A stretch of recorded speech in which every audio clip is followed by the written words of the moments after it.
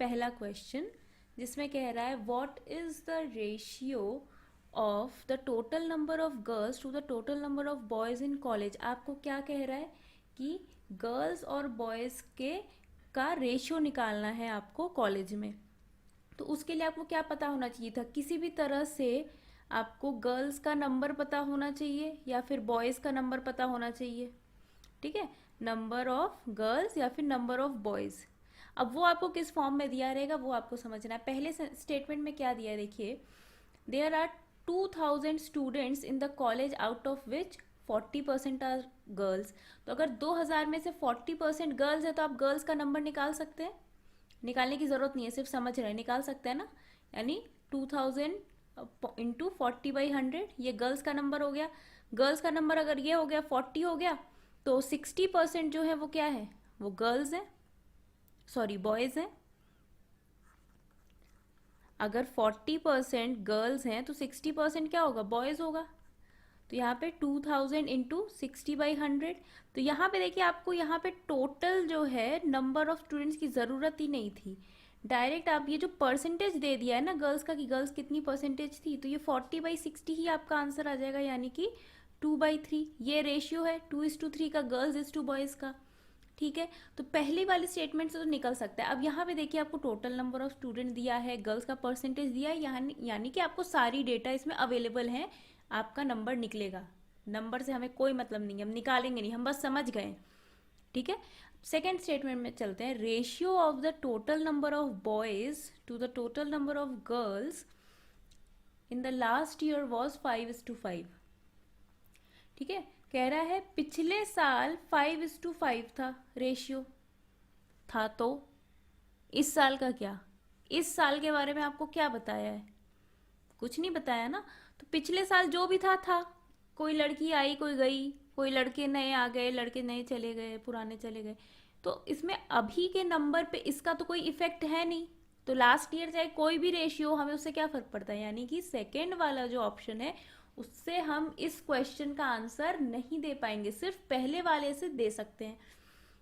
अब ऑप्शन समझते हैं क्या क्या दे रखा है। देखिए, the statement is alone, statement A is alone, alone is sufficient to answer the question, but the statement B alone is not sufficient। पहले वाले देखिए, पहला वाला जो है इससे हमने आंसर डायरेक्ट हम निकाल सकते हैं, तो ये सफिशिएंट है। दूसरे वाले से आंसर नहीं निकल रहा तो ये सफिशिएंट नहीं है। तो हमारा पहला वाला हो जाएगा ऑप्शन सही, क्योंकि दूसरे वाले में दिया है कि statement B alone is sufficient but the statement A alone is not sufficient. इसमें क्या कह रहा है, बी सफिशिएंट है, ए सफिशिएंट नहीं है, तो ये तो गलत है। फिर सी में कह रहा है both A and B are needed together, दोनों ए और बी मिला के भी ज़रूरत नहीं है क्योंकि मेरा सिर्फ ए से ही आंसर निकल आ रहा है। तो ऑप्शंस जो दिए हुए हैं आपको बिना सॉल्व के भी आधे से ज़्यादा यहाँ पे क्वेश्चंस आपके हो जाएंगे, बल्कि सारे ही हो जाएंगे। अगला क्वेश्चन देखते हैं। The marks obtained by Rohit in English in his English in class 10 final exams. आपको क्या फाइंड करना है, इंग्लिश का मार्क्स फाइनल एग्जाम में फाइंड करना है रोहित का। अब देखिए, Rohit scored 42 marks in chemistry which was 50% of the marks he got in Hindi which is twice as much as he obtained in English. यानी अब देखिए यहाँ पे आपको केमिस्ट्री का मार्क्स पता है और इस मार्क्स का रिलेशन इनडायरेक्टली इंग्लिश के साथ है। ठीक है, मतलब अगर केमिस्ट्री में इसको 42 मिला है तो ये हिंदी का 50% है, यानी हिंदी का क्या हो गया, 50% of the marks he got in Hindi. Hindi में कितना हो जाएगा, इसका डबल हो जाएगा। ठीक है, डबल हो गया, इसका मतलब क्या है, 84 मार्क्स हो गए Hindi, which is twice as much as marks obtained in English. तो इंग्लिश में क्या है, इंग्लिश में जो ऑब्टेन हुआ है उसका दुगना है हिंदी, यानी इंग्लिश में भी कितने मार्क्स हो जाएंगे, 42 हो जाएंगे। तो ये तो समझ में आ गया कि आपको इस मार्क्स का और इस परसेंटेज का रिलेशन दे दिया है, यानी कि आराम से इसका हमारा आंसर निकल सकता है। तो पहला वाला तो सफिशिएंट है, ये हमें पता चल गया। अब दूसरे वाले को देखेंगे। Rohit's marks in English were 17% of the total marks he got in the subject. मतलब टोटल मार्क्स का 17%। तो टोटल मार्क्स क्या है, टोटल मार्क्स तो दे नहीं रखा है इसमें, तो हम कैसे निकालेंगे मार्क्स इंग्लिश का, यानी कि सेकंड वाला सफिशिएंट नहीं है। तो इसका भी आंसर हो जाएगा data given in the statement 1 alone are sufficient to answer the question, whereas data given in second statement are not sufficient. यहाँ नोट सफिशिएंट लिखा है, नोट नहीं, नॉट। मतलब पहला वाला स्टेटमेंट अकेले में ही सफिशिएंट है, दूसरे की हमें ज़रूरत नहीं है, उसका कोई हेल्प नहीं है, और वो अकेले इनसफिशिएंट है। अकेले अगर आप 2 को यूज़ करेंगे तो भी आप आंसर नहीं निकाल पाएंगे। ठीक है, चलिए अगला देखते हैं। What is the fourth consecutive even numbers in the series of even real numbers? आपसे क्या कह रहा है कि आपको बताना है कि चौथा कॉन्जिक्यूटिव नंबर। कॉन्जिक्यूटिव नंबर मतलब लगातार वाले नंबर। जैसे एग्जाम्पल में देखते हैं, अगर कॉन्जिक्यूटिव नंबर्स बोल दिया तो जैसे 5 से अगर हम शुरू करते हैं तो 5 के बाद 6, 7, 8, 9, ये सारे कॉन्जिक्यूटिव नंबर्स हो गए। कॉन्जिक्यूटिव नंबर्स मतलब लगातार। ठीक है, अगर हमसे बोला कॉन्जिक्यूटिव ऑड नंबर्स, अगर हम शुरुआत 5 से कर रहे हैं तो कॉन्जिक्यूटिव ऑड मतलब 5 के बाद तुरंत अगला कौन सा आएगा ऑड नंबर? 7, फिर आ जाएगा 9, 11, 13, फिर आ जाएगा 15। इस तरह से करके नंबर, ये सारे कॉन्जिक्यूटिव ऑड नंबर्स हैं। उसी तरह कॉन्जिक्यूटिव क्या हो सकते हैं? इवन नंबर्स हो सकते हैं। अगर हम मान लीजिए 8 से शुरू करें, शुरू आप 2 से भी कर सकते हैं, कहाँ से शुरू हो रहा है वो आपको पता होना चाहिए। ठीक है, तो 8, 10, 12, 14, 16 ये सारे कॉन्जिक्यूटिव नंबर्स हो गए। तो आपसे क्या कह रहा है? आपको चौथा कॉन्जिक्यूटिव नंबर फाइंड करना है, यानी कि यहाँ पे अगर हम शुरू कर रहे हैं तो ये पहला, दूसरा, तीसरा, चौथा, ये चौथा नंबर आपको फाइंड करना है। तो चौथा नंबर आप कैसे फाइंड कर सकते हैं? अगर आपको पहला नंबर पता हो तो आप आराम से चौथा फाइंड कर सकते हैं। या आपको बता दें कि तीसरा है और ये इवन नंबर की सीरीज है, यानी कि ऐसी कोई सीरीज होगी सारे नंबर्स जो है उसमें इवन है। ठीक है, तो अब हमें एक चीज यहाँ पे देखिए क्या करते हैं, ये वाले क्वेश्चन अब हमसे कह दे रहा है कि इवन नंबर की सीरीज है, तो अगर हम पहला नंबर x मानते हैं तो अगला नंबर क्या हो जाएगा? x+2 हो जाएगा, क्योंकि इवन नंबर है। अगर पहला नंबर 4 है तो 4 में जब 2 प्लस करेंगे तभी तो 6 आएगा ना अगला इवन नंबर। ठीक है, तो हमने मान लिया कि x कोई एक इवन नंबर है। ठीक है, तो अगला कॉन्जिक्यूटिव नंबर इसका क्या हो जाएगा? x+2। फिर तीसरा कॉन्जिक्यूटिव नंबर क्या हो जाएगा? x+4। x+4 कैसे आया? x+2 में 2 प्लस कर दिया ना, इसी तरह आगे बढ़ेंगे। और फिर चौथा नंबर क्या आ जाएगा? x+6, इसमें और 2 प्लस कर दिया। ठीक है, अब हमारे पास चारों नंबर आ गए। अब यहाँ पे अगर आपको x की वैल्यू पता चल जाए किसी भी तरह से, अगर x आपको पता चल जाए तो आप ये वाला आपको निकालना, तो ये फोर्थ कॉन्जिक्यूटिव नंबर है ना, तो आप ये x+6 निकाल सकते हैं ना अगर x पता चल जाए। तो आपको दे क्या रखा है? सम ऑफ फर्स्ट 2 नंबर्स इज 34, यानी x+2 इसका सम क्या है? 34। तो इसको सॉल्व करके x की वैल्यू निकल सकती है ना, चाहे कुछ भी निकले। ठीक है, निकल रही है यहाँ पे 16, लेकिन कोई भी नंबर निकले हम सॉल्व नहीं करेंगे, क्या ज़रूरत है। ठीक है, यहाँ पे मेरा x का वैल्यू निकल सकता है, ये हमें दिख रहा है, बस हमें पता है कि ये वाला हमारे लिए सफिशिएंट है।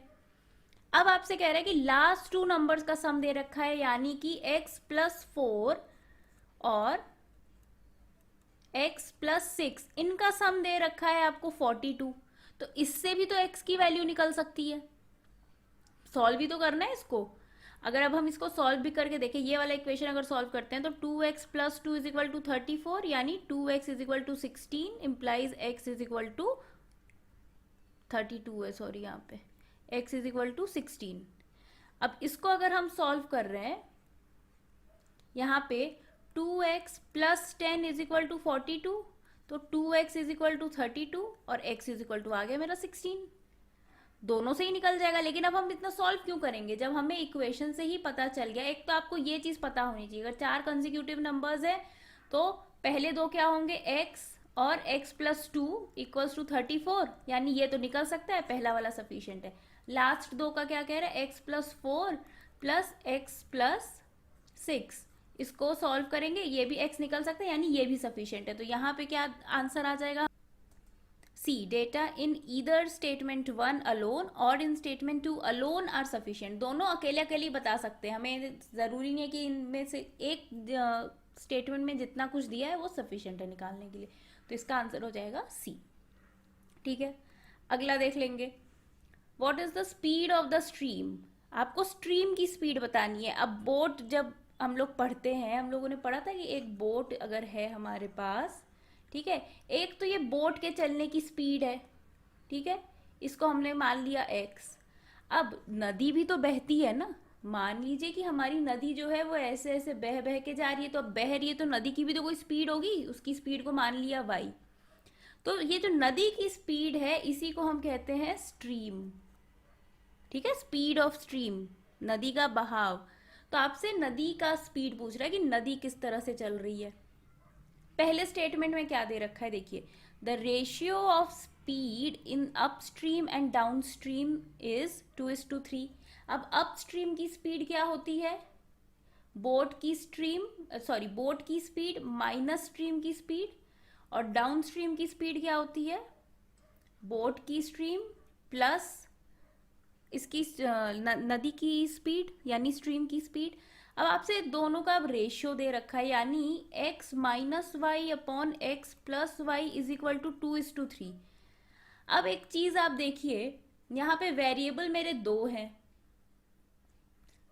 इक्वेशन मेरी एक बन रही है, तो दो वेरिएबल कभी भी एक इक्वेशन से सॉल्व नहीं हो सकता, दो इक्वेशन हमें चाहिए होंगे तभी हम सॉल्व करेंगे, यानी पहला वाला तो हमारे लिए सफिशिएंट नहीं है, ठीक है। इस तरह से भी अगर आपको नहीं समझ में आए तो आप मान लीजिए कि अपस्ट्रीम जो है 2x है और डाउनस्ट्रीम जो है वो 3x है, यही रेशियो दे रखा है। अब जब तक x नहीं पता चलेगा तो आप कैसे निकालोगे स्ट्रीम की स्पीड, ठीक है, ये ना आपको अपस्ट्रीम की स्पीड पता है ना डाउनस्ट्रीम की स्पीड पता है, तो स्ट्रीम की स्पीड तो निकलने से रही, यानी कि पहला तो सफिशिएंट नहीं है। दूसरा देखते हैं, अब क्या कह रहा है, distance travelled in upstream by 2 hours in 2 hours by a man is more than distance travelled by the downstream in 1 hour by 4 kilometre. अब देखिए यहाँ पे ये हमारी स्पीड है, ये तो मेरा स्टेटमेंट 1 से हमें ये चीज़ मिल रही है। अब स्टेटमेंट 2 से हमें क्या चीज़ मिल रही है, देखिए अपस्ट्रीम जो है वो डिस्टेंस कितना ट्रेवल किया, डिस्टेंस का फॉर्मूला क्या होता है, स्पीड इनटू टाइम। तो अब हमारा अपस्ट्रीम गया तो अपस्ट्रीम का हमारा स्पीड क्या है, x माइनस वाई, तो ये हो जाएगा x माइनस वाई, कितनी देर के लिए किया, 2 hours के लिए किया, तो ये आ जाएगा 2 × 2, तो ये डिस्टेंस आ गया अपस्ट्रीम वाला, माइनस क्योंकि अपस्ट्रीम में ज़्यादा डिस्टेंस कवर किया है 2 घंटे में, x प्लस वाई यानी डाउनस्ट्रीम की स्पीड इंटू डाउनस्ट्रीम का टाइम, डाउनस्ट्रीम का टाइम कितना है 1 hour, ठीक है, ये डिस्टेंसेस निकाला है हमने, ठीक है, डिस्टेंस का फॉर्मूला क्या होता है, स्पीड इनटू टाइम होता है ना, वही किया है हमने। अब इसका डिफरेंस क्या बता रहा है, 4 किलोमीटर का बता रहा है। अब अगर आप देखें तो इसमें भी हमारा दो वेरिएबल्स हैं और एक इक्वेशन है, ये सेकेंड वाले में। अब दो वेरिएबल है, दो अननोन चीजें हैं, एक हम कैसे निकाल देंगे उसमें से। अब अगर आप एक चीज नोटिस करें तो यहाँ पे एक मतलब ये जो सेकंड वाला स्टेटमेंट है ये भी सफिशिएंट नहीं है, ठीक है। अब यहाँ पे आप देखिए, हमने आपको पहले ही बताया था अगर दो वेरिएबल्स हैं तो हमें दो इक्वेशन चाहिए सॉल्व करने के लिए। तो पहला इक्वेशन x और y वाला हमारा इस वाले स्टेटमेंट से आ जा रहा है, दूसरा x और y वाला कहाँ से आ जा रहा है, इस वाले से आ जा रहा है, यानी दो इक्वेशंस हमें मिल गए दो वेरिएबल्स के लिए। जब दो वेरिएबल्स के लिए दो इक्वेशन मिल गए, यानी कि अगर हम इन दोनों का यूज करेंगे तो हमारा वैल्यू जो है x का या y का जो भी वैल्यू है, दोनों वैल्यू निकल सकेगी, यानी कि आपको इन दोनों की ज़रूरत है तब जाके आपका ये आंसर निकलेगा, ठीक है। अब हम इसको सॉल्व करके क्यों देखें, हमें बस समझ में आ गया ना कि इन दोनों का अगर हम यूज़ करेंगे तो हमारा आंसर निकलेगा, तो फालतू के कैलकुलेशन में जाके क्यों फंसना है, ठीक है। Data given in both the statement 1 and 2 are necessary to answer the question, तो हमें दोनों के डेटा की ज़रूरत है तब जाके हमारा आंसर निकलेगा। बस बता दिया हमने इसमें क्या सफिशियंसी है क्या सफिशियंट है, ठीक है। अगला क्वेश्चन देखिए, the speed of the stream is 3 kilometre per hour. Stream की स्पीड यहाँ पे दे रखी है, यानी नदी जिस तरह से बह रही है उसकी स्पीड हमें दे रखी है। A boat goes 30 kilometre upstream and come backs again to the starting point in 175 minutes. अब इसमें आपको कह क्या रहा है कि स्ट्रीम की स्पीड आपको दे रखी है, ठीक है, 3 किलोमीटर। अब आपसे कह रहा है 30 किलोमीटर वो आगे गया और फिर 30 किलोमीटर वापस आया अपनी जगह से, यहां से शुरू किया, गया और फिर वापस आया। ठीक है, तो जाने में अब देखिए, अगर हम इसकी अप स्ट्रीम की स्पीड को मान लें, यहाँ पे स्ट्रीम की स्पीड दी हुई है, तो अगर बोट की स्पीड मेरी x है, उसमें से अगर हम माइनस करें अप स्ट्रीम की स्पीड, सॉरी स्ट्रीम की स्पीड, तो अप स्ट्रीम की स्पीड निकल आएगी।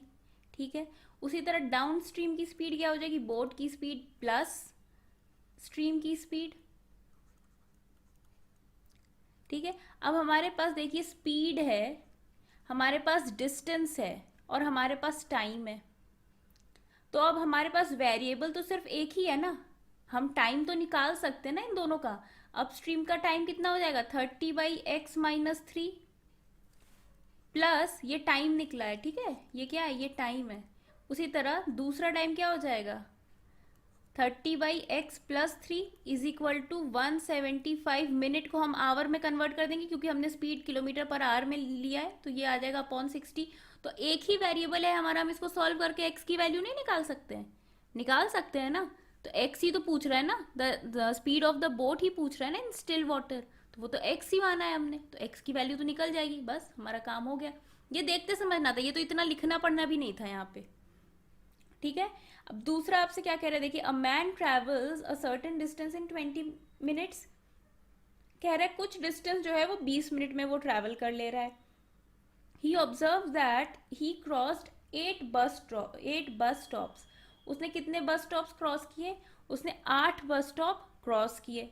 ठीक है, if the distance between 2 bus stops are 1000 metre, ठीक है, 2 बस स्टॉप के बीच की डिस्टेंस 1000 मीटर है, यानी 1 किलोमीटर है।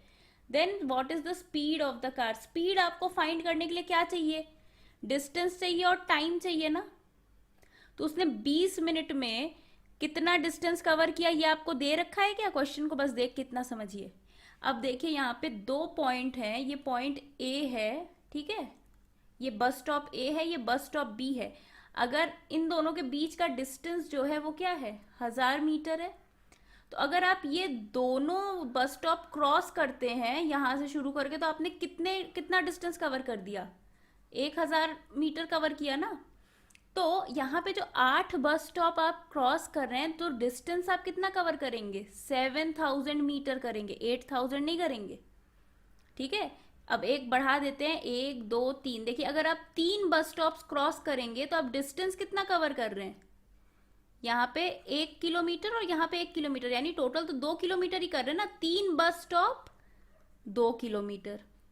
तो उसी तरह 8 बस स्टॉप 7 किलोमीटर, यानी कि 7000 मीटर। तो आपको ये बता दे रहा है कि 20 मिनट में उसने 7000 मीटर का डिस्टेंस कवर कर दिया, तो स्पीड नहीं निकल आएगी। ठीक है, और एक चीज आपको यहाँ पे जो ध्यान देना है, ये ध्यान देना है कि जितना टाइम दिया है उसी का डिस्टेंस होना चाहिए। ठीक है, ऐसा नहीं है कि डिस्टेंस किसी और टाइम का दे दिया हो, 20 मिनट का ही डिस्टेंस दे रखा है यहाँ पे 7000 मीटर, या फिर निकालने का कोई उसमें छुपा तरीका दे रखा हो तो ही ये होगा। ठीक है, तो यहाँ पे 20 मिनट में उसने 7000 मीटर डिस्टेंस ट्रैवल की है, तो आप इसको आर में कन्वर्ट करके और इसको किलोमीटर में कन्वर्ट करके स्पीड नहीं निकाल सकते, डिस्टेंस अपॉन टाइम करके आराम से निकाल सकते हैं, तो काहे को सॉल्व करना। Then the speed at which the car is travelling, तो वो भी हम निकाल सकते हैं। तो इसमें क्या है, दोनों क्वांटिटी 1 और क्वांटिटी 2 दोनों सफिशिएंट है अलोन अपना आंसर देने के लिए। ठीक है, होपफुली आपको ये समझ आया होगा। थोड़ा सा टाइम बचाइएगा, कॉमन सेंस लगा के आधे से ज़्यादा क्वेश्चन हो सकते हैं। एग्जाम का स्ट्रेस मत लीजिए, कभी भी आपको पैनिक फील होता है या डर लगता है तो ऐसा नहीं है कि आपको रोज़ लगे ना, कभी कभी दिमाग में अगर थॉट्स आते हैं तो खूब सारा पानी पीजिए। और ये साइंटिफिकली बोला गया है कि अगर आप पानी पीते हैं तो आपका जो दिमाग है थोड़ा काम होता है, थोड़ा एंग्जाइटी कम होती है।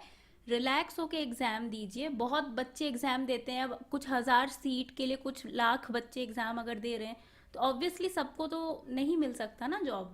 तो आप अपने आप को कम मत समझिए। ठीक है, हर कोई दिमाग सबका तेज़ है, सब लोग मिल के जम के काम कर रहे हैं, लेकिन बस जिसका लक है वो उस दिन उसका दिन अच्छा है वो हो जाएगा, उसमें अपने आप को ब्लेम करने की कोई ज़रूरत नहीं है। मेहनत करिए, कहीं ना कोई रास्ता ज़रूर खुल जाएगा। एग्ज़ाम्स के लिए आपके ऑल द बेस्ट।